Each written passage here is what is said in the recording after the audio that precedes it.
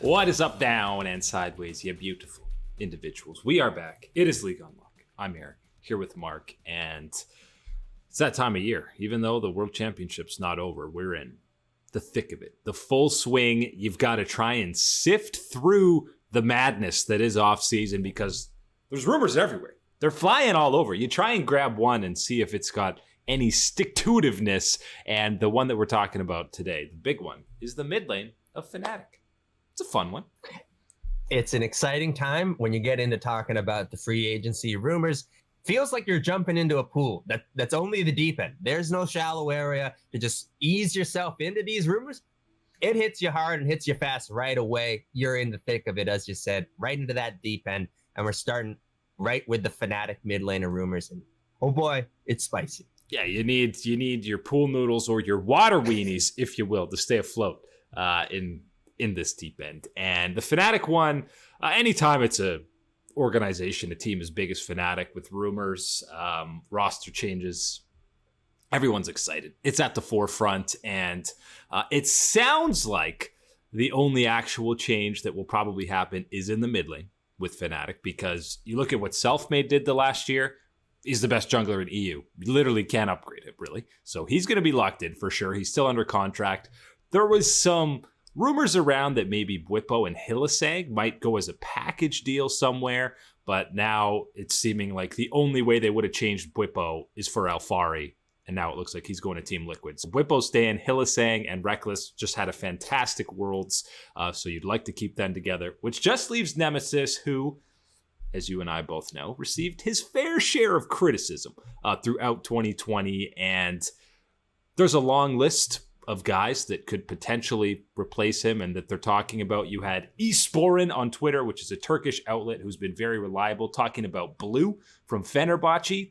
That sounds like a tough sell for Fnatic fans to have a relatively unknown from the TCL. But hey, guys, so was Caps.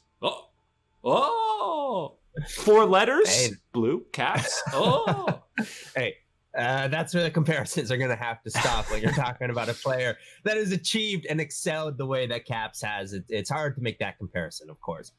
When we are looking at this idea, this rumor about replacing the mid laner for Fnatic and Nemesis struggles in the position, you look back at, obviously, the history of him coming into Fnatic, of course, replacing Caps. And just after that amazing trip to the World's Finals, what was set, everyone thought, okay, you need to develop into something like Caps. That needs to be the replacement that we get to this level. Because not only do we know that this is a player that's special and shows that this is, if you have someone special like Caps, what you can do at an international event, and then you realize, oh wait, not only do we need to replace him, well, we're gonna have to compete against him because he's out on G2. You have to win the head-to-head against him also, by the way. And obviously, we know how that story goes with Fnatic and G2 since that transaction. And when you look at what Nemesis has done for Fnatic, his development, his growth, and you compare it around some of the other mid laners and prospects added around that time, unfortunately, Nemesis stacks up probably at the bottom of that list. And that's not to say that he hasn't been or had his bright moments, for sure. We've talked about them many times on this show.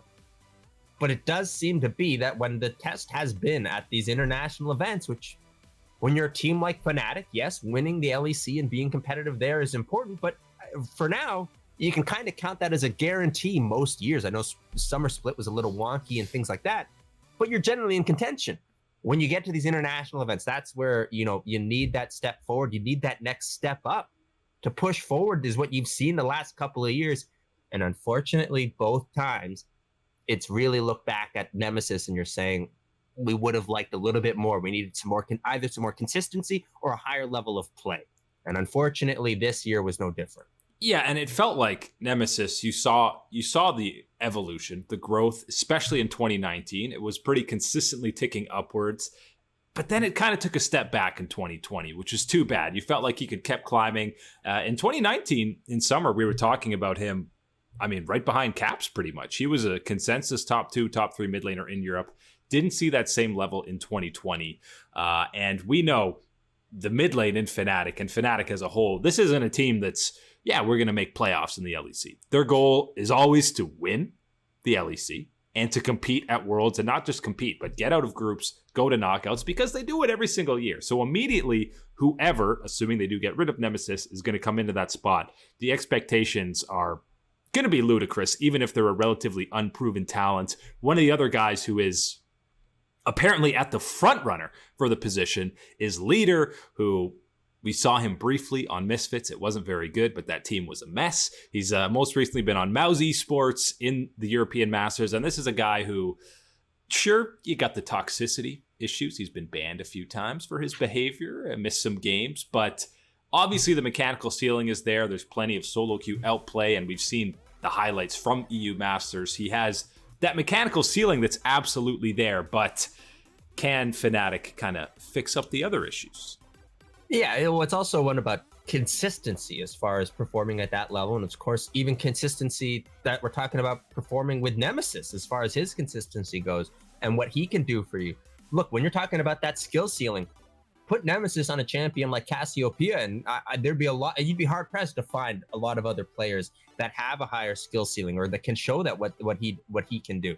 But at the same time, again, it's the consistency. So when you're talking about someone like Leader, who I think can show that same level, if not higher levels of that skill ceiling, it's a question of consistency and getting there. And of course, when you increase the competition at the LEC level, that's another question that you got to be prepared to answer. I think one that a lot of people are maybe passing over, and I don't know how much the other discussions about maybe stage fright and things like that play into it, but I think people are looking over Magifelix. I think that is a name. He's already part of the organization. Exactly. That hasn't been brought up quite enough. I think that he has done certainly quite a good job down below the Fnatic team. And as well, when you talk about what he did this year at the Super Server in China, he was one of the best individually performing players, I thought, from what you could see and what games we could watch. I really liked it. And I thought that was something that even heading into the event, we had our questions about Nemesis. We thought maybe a Magifelix appearance could be what they need to get that extra push forward. That's the level of power and skill and things that people do think about Magifelix. But really that question is about that, anxiety and nervousness that is attached to him as far as being on stage. And Fnatic, I mean, if you look at their past two mid laners, have a history of bringing up a challenger or relatively unknown talent and grooming them into a world-class mid. We're talking, Febivin and then Caps, of course. People now, because Caps has been so incredibly successful, tend to forget the entire 2017 year he had on Fnatic, where it was the inconsistencies. There was no question. You could see the potential. You could see what he's capable of, but he was also dying a lot unnecessarily and losing these matchups. 2018 is when he really got things together, but it took a full year. So give whoever comes in a chance, and you got to trust Fnatic that they know how to develop this young talent. Maybe they'll go a different route, though, because another guy, it sounds like Mad Lions might actually be making some changes. People have talked about Humanoid on Fnatic, and the most insane rumor. And remember, guys, during these times, there's a lot of stuff on Twitter that you can't believe. It's fun to speculate. Make sure it doesn't say evil Jacob Wolf. Yes. Make sure it's just Jacob Wolf. Make sure about that one, boys. TSM did not buy out Rookie in the Shy for $15 million. Don't worry about that one. But there's a lot to sift through, and even the ridiculous ones that probably won't come true are fun to talk about. It's what the offseason's all about. There's one, and I think it was LEC Wooloo, one of those Twitter accounts. He said 1% chance, but maybe climbing. It sounds like Perks. He wants to play mid lane. He's done playing 80 carry. Don't blame him for that. But then, okay, maybe Fnatic Perks. Maybe Caps goes back to Fnatic and Perks goes to mid in G2. I cannot see a world where G2 gives up either of those players, let alone to Fnatic. No. There's no way. Carlos, my man, Ocelot is not going to let that happen whatsoever. Yeah, you're right on the 1% chance that it's totally believable that Perks has said, you know what? No more. Get me out of this hell. I can play mid lane. Let me play these champions. Let me play my solo lane. But at the same time, I'm not buying that he really wants to even leave G2 in the first place. It's his let team. Alone this idea of him going elsewhere. Yes, I love this idea of, okay, let's get that power in the Fnatic G2 rivalry. Oh man, there'd be an extra level of spice. Chapter 3. Caps' return. You're starting to get in some real fan fiction level territories when you start thinking about these ideas. Come on. Perks is staying put. But either way, if Nemesis does end up leaving the squad, he'll find another spot on an LEC team, no doubt. There's no doubt about that. One of the things that's really important is people to remember that, like, again, like if you're talking about replacing Nemesis and what we're stacking him up against, well, we're stacking his development, his growth, his potential against guys like Humanoid, like Abadage. And I don't know if you've been around this year, those guys took big steps forward. Once again, a lot of progress made for them. And that's where the comparison comes. And that's where you start feeling like Nemesis is falling short amongst the young area of the LEC mid laners. And that's where you feel like you can ask for more. But if you listen to any of the voice comms that Fnatic has had during Nemesis's tenure on the team, he is so vocal, so communicative on the squad, and just a cerebral player that even the game 5 where he catches perks, he's waiting in the base. You hear him on the comms, he says, I'm not TPing until I see Ashe. I'm not TPing until I see Ashe. Oh, look, Ashe is trying to backdoor, he kills him. So he's a smart player. Any team would be happy to have that level of communication. Yeah, and I think, but even before talking about him leaving, I think another aspect that is important to remember about him with Fnatic is, of course, not everything is built like this with esports, but his friendship with Selfmade. That is one of the important things, and one of the big reasons why Selfmade was even brought into Fnatic in the first place. Was that chemistry, that relationship that he would have with Selfmade, with the mid laner. So that is another thing that you might think of being apprehensive about, as far as willing to make a change at the mid lane for Fnatic. Either way, it's going to be one of the most scrutinized positions, whether there is a change or it's Nemesis another year, because he will be on the hot seat. A little bit of LCS. We got Immortals. We know Immortals, just the talk of the town in North America. But it sounds like they will not be re-signing Xmithy. They've got Giotto coming over as head coach probably, but the real story here for me is Xmithy, 29 years young. And it's interesting because I feel like it's still a matter of, does he want to keep playing, right? Maybe he's burnt out. Maybe he doesn't want to play on a middle tier LCS squad. Maybe he probably won't get as much money as he did on Immortals because he was coming off of his tenure with Team Liquid. But if Spica didn't have such a fantastic run to close out the year, even Worlds, even the 0-6, he was the bright spot. If he had struggled, I think TSM would say, give us Xmithy, give us the old veteran. But not now. Not after Spica's run. Hey, you combine Spica's run, and if Bjergsen had stayed, think about the dilemma that you'd be in if in your TSM you could have thought about, man, the veteran presence, the in-game knowledge that we could have with this. But then you got the Spica side, and you want to keep developing that young talent. And again, we're all on board. TSM, please, Xmithy, I really like you, my man. TSM, don't go sign him right now. Stick with Spica. Let's get that development going. Yeah. When you're talking about Xmithy and Immortals letting him go, I think the real question for Xmithy is what do you want to do, right? Do you feel like you want to compete on, as you said, a mid-tier to lower tier LCS team, or, again, on a salary that isn't going to be as high as the last two ones you've had, because there's no way after how things went on Immortals, even with the career history of someone like Xmithy, that you could command a contract like that. I don't think is possible, as far as, especially with uncertainty around COVID-19 and all sorts of other finances. I think it's a lot to ask for. But as you said, mid-tier, that's where he's going to have to be looking for. And Xmithy was not the problem on Immortals. Let's get that out of the way. He was at times the only bright spot. Right. His performance wasn't fantastic, but he absolutely was. As far as that, first iteration that we saw from the Immortals roster last year was certainly the only thing that you could ever count towards bright spot. It's a really weird situation for someone as veteran as Xmithy, and someone that can be as valuable as Xmithy, to be in this position right now with what you're looking at towards the top teams in the LCS, and you're thinking, well, you're not really replacing Blabber and even someone like Contract. So you might say that, well, I might take some of the highs of Xmithy's career. You have to be thinking about what's been the current performance. And, well, Contracts has been more than fine for a team like 100 Thieves that wants to make this type of push. But I feel like Xmithy and Nadeshot would be best pals. They'd get along so well. They're closer in age than other players, at least. That's very true. It ultimately falls to what Xmithy wants, because I think if he really wanted to, he could definitely get a spot on an LCS squad. It's even though he's one of the oldest players playing, it's not like his mechanics are terrible at all. Nope, that's not what we saw last year. If any issues you had with Nick Smith, it was certainly not mechanics. I think a couple decisions and in-game build items you can maybe criticize, and you can do that about a lot of junglers, of course, and a lot of players. Yeah, we'd be here all day. But when you're talking again about Smithy and what he brings and what he can offer for a team, I really do think one of these mid-tier LCS teams should be taking a run at him and what he can offer, because he can, at his peak, cover up for a lot of weaknesses, is what I'll say is the big thing that someone like him and his veteran status can bring to an organization. There was a lot of weaknesses to cover up on Immortals. too many, my man. Over to EU again, Astralis, formerly Origin, they're going to their actual team brand. They've been owned by them.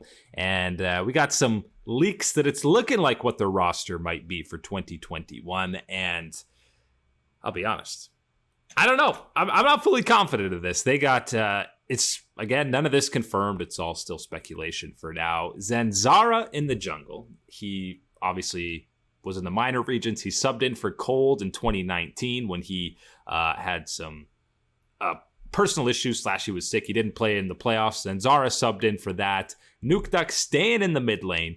And then the Mouse eSports bot lane of Jeskla, who we're familiar with, and Promiscu, who was, by the way, 2-time LEC champion, MSI champion with G2 eSports.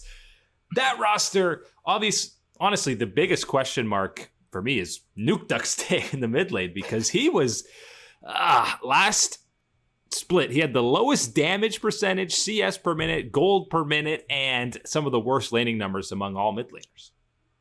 The last 2 years have been very unkind to Nukeduck in the way that things have gone individually and as well with his organization, with Origin.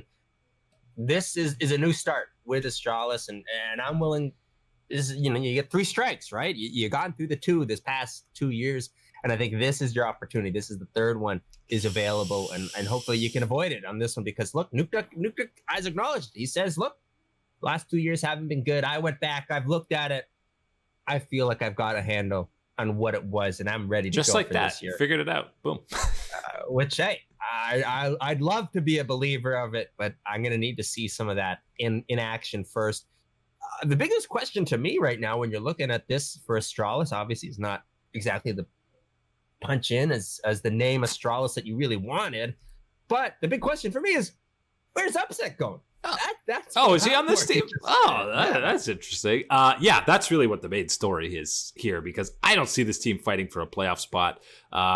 We said the same thing about SK last split, and look where they ended up. But sticking with, I don't see them getting out of bottom 2. Obviously, we haven't seen a lot of the other rosters, but yeah, Upset. Where's he going to go? Is it the 3rd straight year where we're going to have TSM Upset talked about? I think it's been 3 years in a row that's been talked about. Yeah, and unfortunately for TSM, they've kind of burned through all of their goodwill with the European region after what they did to Kabe. So I don't know how likely Upset is going to be willing to sign with that organization. They're just trying to get through every EU 80 carry. Sven, Kabe, throw Upset in there. Let's bring them in. It's like that big box of chocolate where everyone's different, and they're just like, this one's interesting. And they just kind of throw it away after one bite, and then let's try this one. Yeah, I think TSMs have been the Bernie's bots from Harry Potter, where boogers. Yeah, that's what that one is. Flavored beans. Yikes. That's just what importing is in general for TSM. Other than Bjergsen. Other than Bjergsen. Yes. Other than the OG. But yeah, you got one good one. Where's Upset going to head off? Because Reckless is staying with Fnatic. Maybe this 1% rumor with G2. Okay, Perks to Fnatic, Upset to G2. Oh, that sounds great. I'm all game for that. I'd be more willing to bet that it would be a combination of Caps and Perks just rotating out the mid lane as opposed to him leaving the G2 organization, even to add a player like Upset, which, oh my God, could you imagine just what the outcries would be thinking about how much talent is stockpiled onto G2 if they're able to put on Upset as well. Here's my theory for Caps and Perks role swapping. I think Caps, maybe he purposely went a little bit craps when he was AD carry, so he was like, I can't play that role. I guess I'll just stay mid, It's genius. See, I think what they're going to roll with Perks and Caps in the mid lane, they're going to take whatever champion they pick, and they're going to say, this many letters? Is it an odd number or an even number? Oh, okay, even number perks, you're in for this one. Odd number caps, you're in. That's how you roll with it, and you're feeling good no matter what. That's a hell of a story if you win Worlds that way with you guys changing every single game in the scheme of might be the best only of way. 5. It might be the only way to get by the LPL for G2. Yeah, or the LCK now. Shout outs to Damn One. Damn One, yikes. But yeah, upset will be interesting to see because I don't know if he'll get on a top tier team in EU, assuming G2 and Fnatic are staying put. Rogue, I mean, would you really get rid of Hansama for upset? Maybe it's a slight upgrade, but I don't know if it's really worth risking blowing up the team or blowing up that bot lane. And even thinking about like, the bot lanes that are already established as far as the very top in the LEC, you're talking about a player upset. You're talking about someone like the Crown Shot as well has been told by SK that he's free to negotiate and talk with other teams. And again, we know that, most of the time that's a situation where you might still be staying with the team or re-signing up, all those type of things. But even to have that out there, a name like Crown Shot, a young, potential like that alongside upset, these are names that would, be competing for those type of spots, for those opportunities. Hello? It's the LCS. Oh my God. And exactly. That's where the LCS and that's that sound of bills ruffling together. Oh, that sounds pretty good. Alfari, did you hear that too? Oh, how does TSM Academy sound? Upset? Doesn't that sound fun? Because we got to keep double lift. Yeah. And I hope you like Lenovo laptops, my man. But yeah, it's going to be interesting to see where they go. AD carries are still pretty stacked in Europe, much like they were in 2019. This is only the beginning of the rumors. They'll only get crazier. And November 16th, we'll discover what rumors were totally fabricated and made up as free agency kicks off. But that's it today for League Unlocked. Eric and Mark here with you guys as always. Thanks for hanging out. We'll catch you on the Flippity Flop.